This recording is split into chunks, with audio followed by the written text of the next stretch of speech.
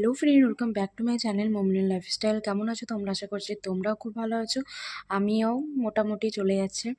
তো চলে এসেছি একটা রেসিপি নিয়ে তোমাদের সাথে। অনেক দিন পর আমি আবার জয়েন করলাম তোমাদের সাথে। তো আজকে আমি বানাচ্ছি হচ্ছে ঠেকুয়ার একটা রেসিপি। চলো আমি কিভাবে ঠেকুয়া বানাই তোমাদেরকে এক ঝলক দেখিয়ে দিই। তো প্রথমে আমি এখানে ময়দা নিয়ে নিয়েছি, সুজি নিয়ে নিয়েছি। এরপরে কিন্তু চিনিগুলোকে ব্লেন্ড করে ডাস্ট করে নিয়েছি। এই ডাস্ট চিনিটা কিন্তু আমি দেব।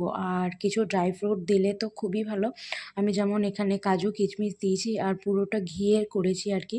পুরোটাই কিন্তু আমি যে ময়ন দিয়ে সানার ব্যাপারটা আছে ওটা কিন্তু আমি পুরো ঘিয়ে করেছি। তোমরা চাইলে ঘি দিতে পারো অথবা তেলও দিতে পারো, কোনো অসুবিধা নেই। কিন্তু ময়রিটা দিয়েছি, ময়রি নারকেলটা কিন্তু তোমরা অবশ্যই দিও, মুখে পড়লে কিন্তু খুবই টেস্ট লাগবে।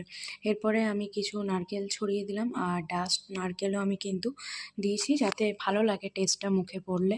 তো এইভাবেই কিন্তু পুরো আটাটাকে প্রিপারেশন করতে হবে। একটু সময় সাপেক্ষর ব্যাপার, কিন্তু ঠেকুয়া খেতে কে না ভালোবাসে।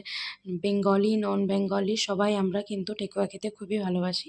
তো খুব সহজ পদ্ধতিতে একটা ঠেকুয়ার রেসিপি তোমাদেরকে শেয়ার করলাম। হ্যাঁ, কিছু কিছু দামি দামি জিনিস এটাতে লাগে অবশ্যই, বাট খেতে তো দুর্দান্ত লাগে।